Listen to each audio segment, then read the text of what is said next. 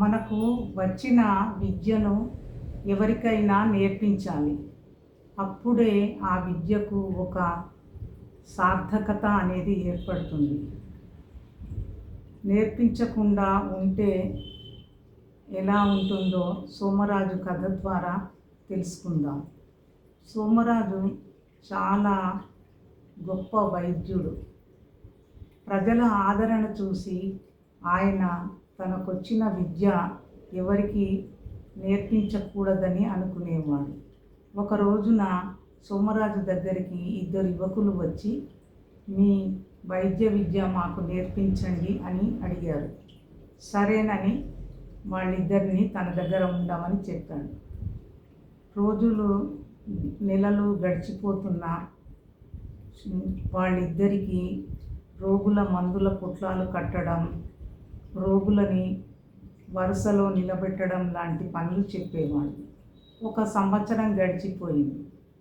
ఒక రోజున శిష్యులిద్దరూ గురువుగారి దగ్గరికి వచ్చి, గురువుగారు, ఇంతవరకు 1 సంవత్సరం గడిచిపోయింది, కానీ మేము మందుల పొట్లాలు కట్టడం, రోగులను వరుసలో నిలబెట్టడం మాత్రమే నేర్చుకున్నాం.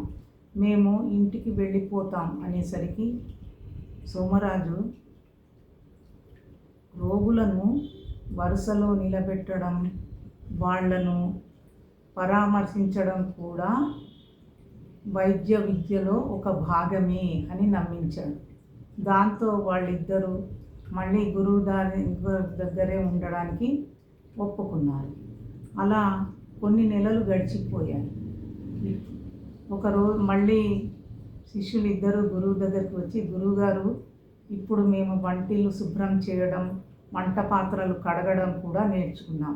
మేము ఇంకా ఇంటికి వెళ్ళిపోతాం అనేసరికి పరిశుభ్రత కూడా వైద్యంలో ఒక ముఖ్యమైన భాగము అని నమ్మించాడు.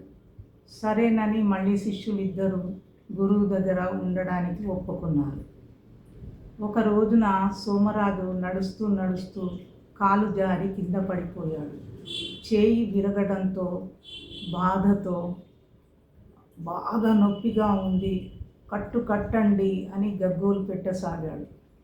గురువుగారు, మీరు మాకు కట్టడం మాకు నేర్పించలేదు, మాకు రాదు అనేసరికి సోమరాజు చాలా బాధపడ్డాడు. నేను మొదట్లోనే వీళ్ళకి వైద్య శాస్త్రంలో కొన్ని మెళకువలు నేర్పించాల్సి ఉంటే బాగుండేది. నా స్వార్థం కోసం వీళ్లకు ఏమీ నేర్పించలేదు.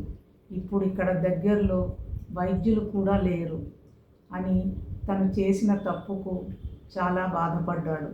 వీడియో నచ్చితే లైక్ చేయండి, షేర్ చేయండి, తప్పకుండా మా ఛానల్ని సబ్స్క్రైబ్ చేసుకోండి. Thanks for watching.